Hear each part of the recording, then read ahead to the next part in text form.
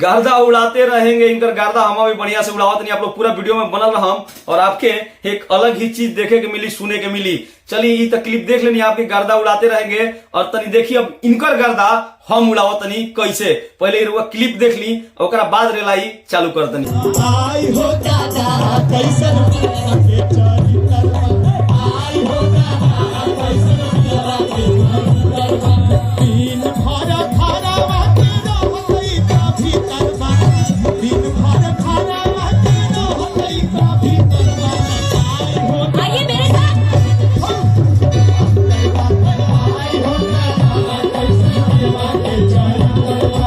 आई हो दादा कैसन पियावा के चरितरवा। रुआ लोग के कुछ समझ में आई हा?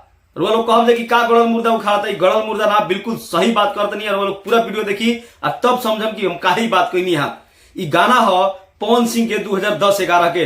रुआ नहीं के विश्वास? पहले ली पवन सिंह के क्लिप देख ली, आई में देखी कि पवन सिंह के गाना हो कि ना हो, फिर आगे हम बताओ तनी कि हम काहे वीडियो बनैले बनी।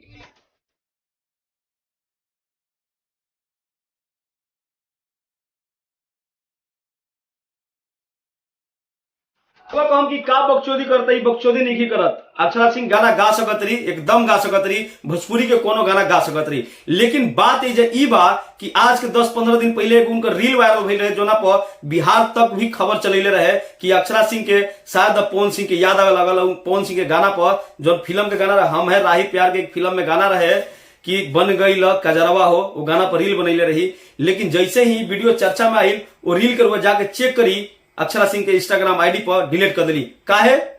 ओहिजा पवन सिंह के गाना से तारा बुझा गेल कि ना ई पवन सिंह गाना बा, हमर बेइज्जती होखे लगल। हेजा जौन स्टेज प्रोग्राम में गावत रहू, आई हो दादा कैसन पियवा के चरित्र बा, एकरा कैसे डिलीट करबू? काहे गइलू एकरा के? गजब हाल बा। मतलब कि कहीं जनता कहता कि पवन सिंह के गाना गा दत, ना गई। अरे तोहर पर्सनली मैटर बा, गाना तो सबके होला भोजपुरी के, केहू भी गा सकता, केहू के गाना केहू भी गा सकता है। कौन पाबंदी बा? ना पवन सिंह के गाना ई कई बार कई जगह इनका के जनता और जानबूझ के कहेला जानता कि तनी सुना द, ये से कि तू 3 साल उनका साथे रहल बाड़ू और आज दूर हो गेलू। तो ऐसा बात नहीं है कि भोजपुरी के गाना से भी दूर हो गेलू। आप लोग अगर हमारा चैनल के साथ नहीं जुड़ल तो बड़का बिहारी के चैनल सब्सक्राइब कर ली और चैनल के साथ जुड़ जाइए। कहे कि एहिजा भोजपुरी के बात भोजपुरी के बेटा भोजपुरी में करी।